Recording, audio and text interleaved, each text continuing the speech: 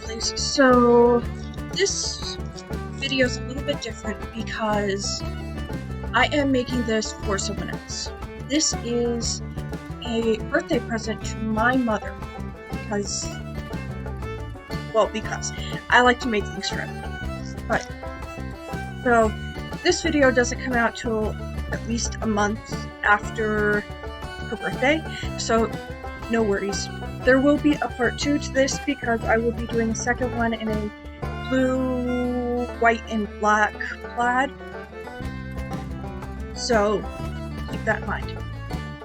This first video is a brown wool plaid that I picked up last year in like September. And I had this earmarked for her before I even fully pulled out all the fabrics because it's really pretty. But what I'm doing is I'm making a jacket. It is a fully lined wool blend jacket. So the pattern I'm using is this one, which is a McCall's 6044, and I'm basing this off of just one of these shirts. It's a men's shirt. However, I did make an alteration to it. One of the things she asked for was a pleat in the back.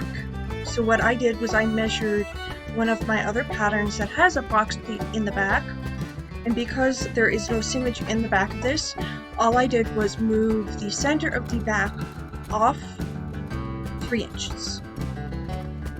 And that was done. And then she had a box pleat in the back. That was basically it.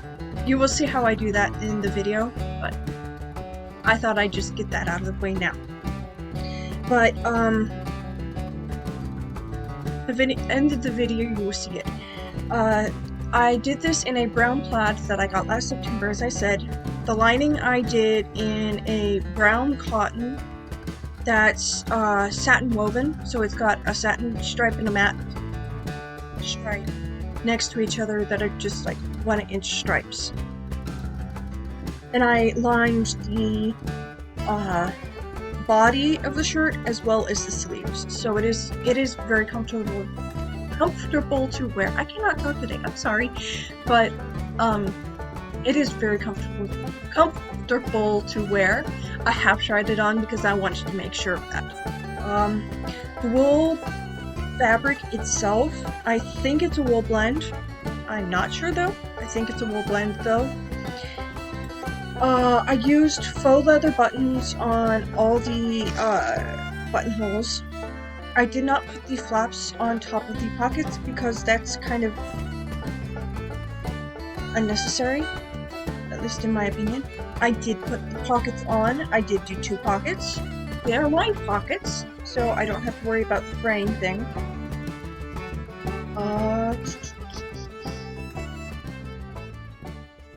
I will do pockets on the next shirt I do. Sorry, I'm just trying to think of what else I need to tell you. I think that generally covers it. This is a average. I'd have to say average to a little bit difficult shirt doing. This is a 2-piece sleeve. It does have an opening, which is part of the reason it's a 2-piece. The collar was a little bit funky to do, but it worked out and it looks nice, so that all works out. There's a lot of top stitching on this shirt, so if you don't like top stitching, I would ignore that and just ignore this pattern and do something else. I will probably end up doing this shirt in cotton for her because it is a very nice shirt if you like this style of shirt. And she does. She has like 3 or 4 different styles of this shirt. Other than that, there's not a lot to say.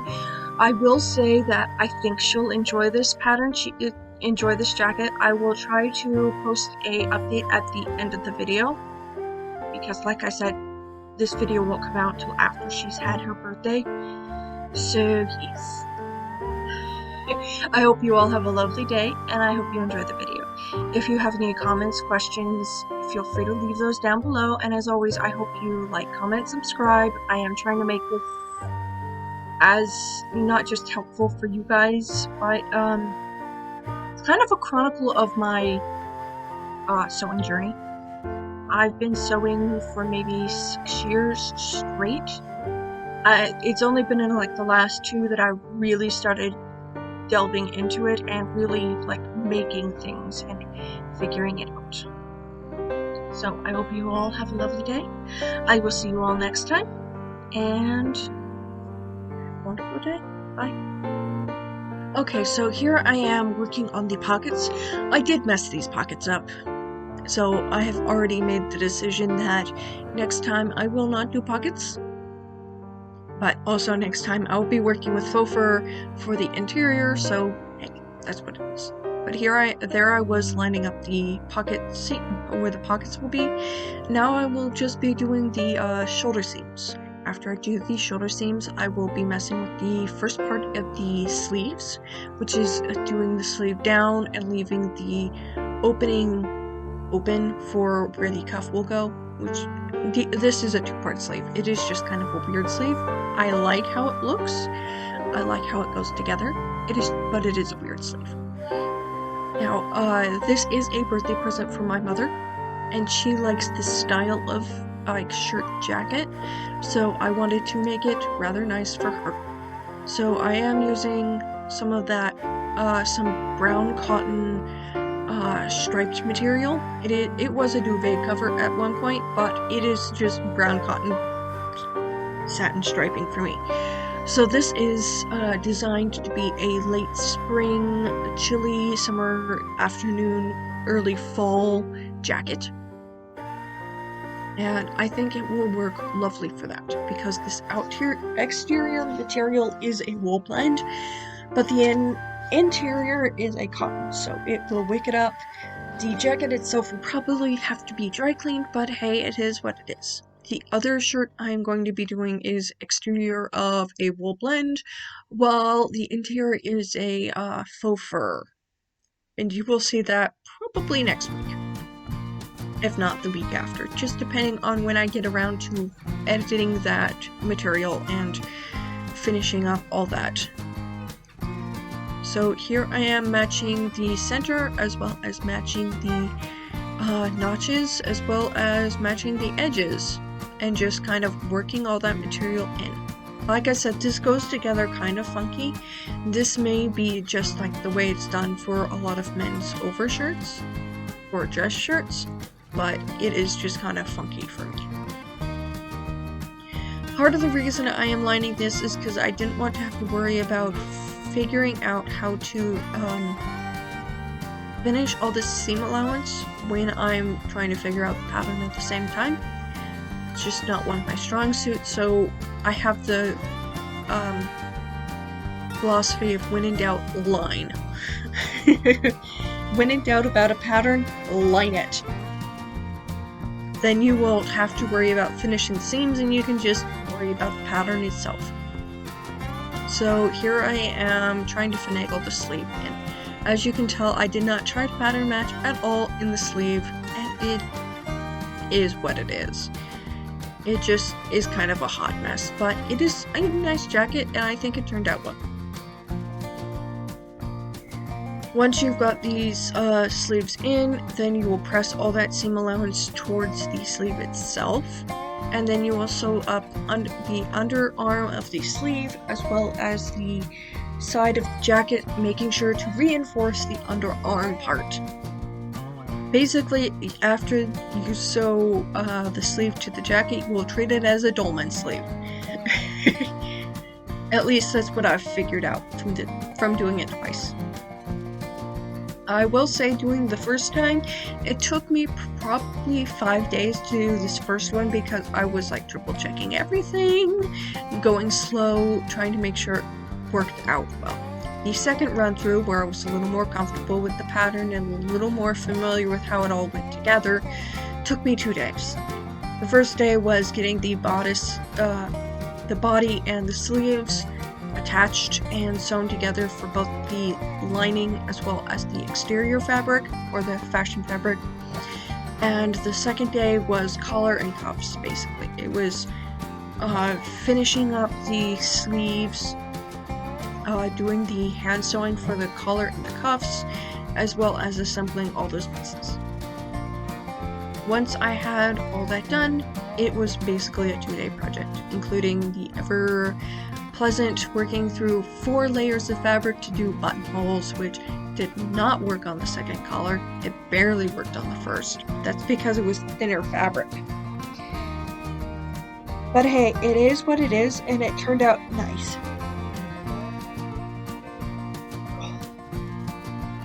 I'm hoping that both of these go over well. At this point, I have not given them to her. That is this weekend.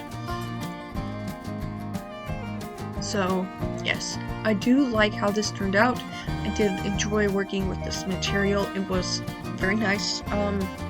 I am not the best at top stitching. I do like that as a general detail though, so I did try to do it. This is a nice light jacket though. And the fabric I used to line it is, you will see later this year, probably around September. But it does, it is nice and crisp. It is cotton. It just looks nice and wears well. So yes.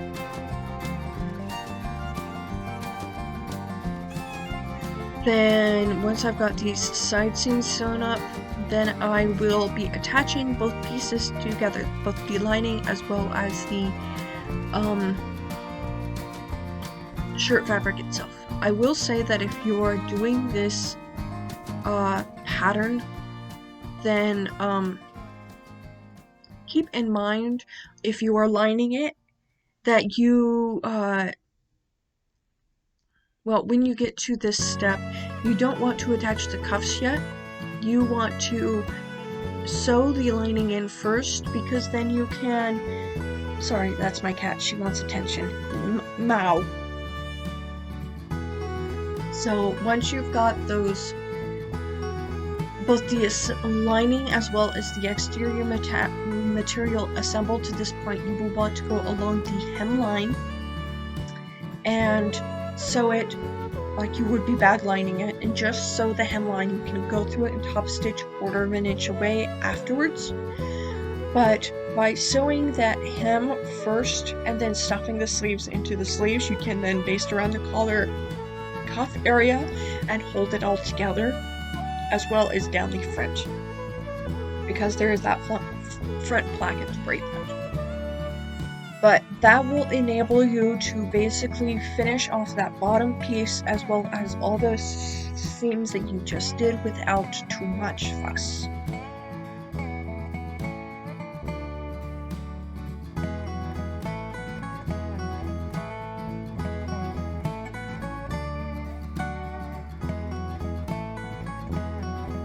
This pattern, I did make the alteration to the back, which you will see at the end. It does give the back a lot of movement. However, I did exclude that from the second shirt, simply because it is a faux fur on the inside and I wanted it a little closer to the skin. This is the cuff of one sleeve. I've already put interfacing on one edge. So yes, I am now going through and finishing those sleeves up, which is, I turned the seam allowance down on one side of the cuff. I will then sew the cuff seam allowance to the shirt. I will then stuff all that seamage up into the cuff of the sleeve. Yes, you are a very pretty kitty. Are you putting your 10 cents in? Or is it a 1/4 now? But I will shove all that seam allowance into the cuff from the sleeve, and that will finish off the sleeves.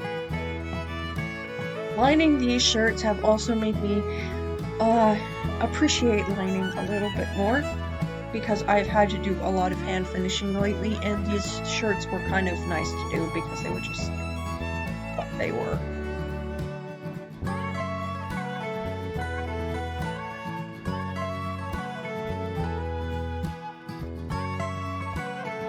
Once that is done, I will hand finish around the cuffs by simply slip stitching it in. When I do these plackets, I will sew the bottom piece down 1/4 of an inch.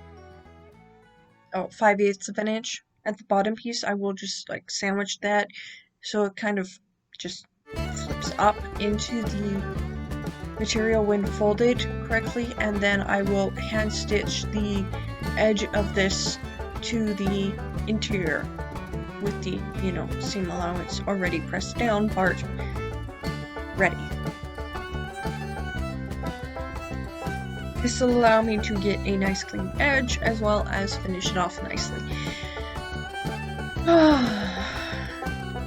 Am I talking too quickly? It seems like I am. Anyway, here's the collar. It is rather kind of weirdly shaped, but it looks nice on the actual jacket, so I am all for it. Weirdly shaped things that look nice, yay!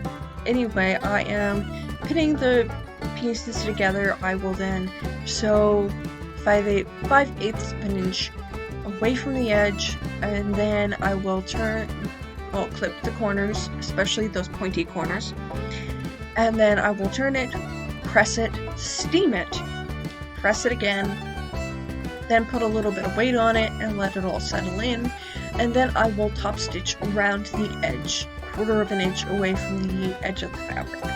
This will A, give a nice finishing detail, but also B, hold all that seam allowance down.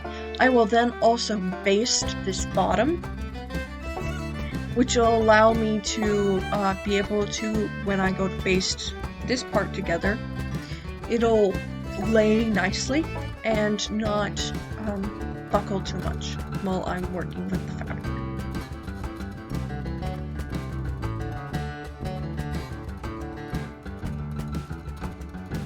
Once I have the collar sandwiched between the stand parts, which is right now I'm doing it to one piece, and then once I have this basted onto here, I will then sew the second piece and sandwich it, and then making sure to clip that edge in. I will then flip out the collar and steam it, press it, make sure all the seam allowance is in the right direction, and then I will turn and attach it to the actual shirt. I will then top stitch, after hand sewing the collar into place, I will then top stitch it to the top stitch around it, 1/4 of an inch, just to finish it off to make it look nice. I also did do top stitching around the cut of the sleeve, and then it'll be time for my least favorite part, the finishes, which is buttonholes and buttons. Once that is done, then the shirt is done. I do have to hand sew the buttons on. It is my least favorite part, but it is what it is. It is a shirt. It is a jacket shirt, I should say. It is a little bit bulky to wear as just a shirt, but it would look nice on a male, basically. It is just very warm. I did try it on to make sure that the lining material wasn't too itchy or too silky, because one of the issues I have with a lot of the polyester linings is it just makes it too silky and makes it too slippery and makes it difficult in that way. Here I am. You mind, cat? Here I am pressing, finagling that collar onto the piece, and I am trying to get it so that all the pieces line up, because this edge is supposed to line up with the edge, because there is supposed to be a button on this top edge.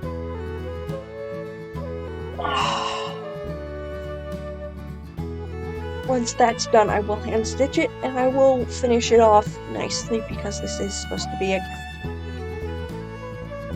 Here you can see that part, what I was talking about with the lining. It is just a brown cotton stripe, basically. And that's just done by alternating the way they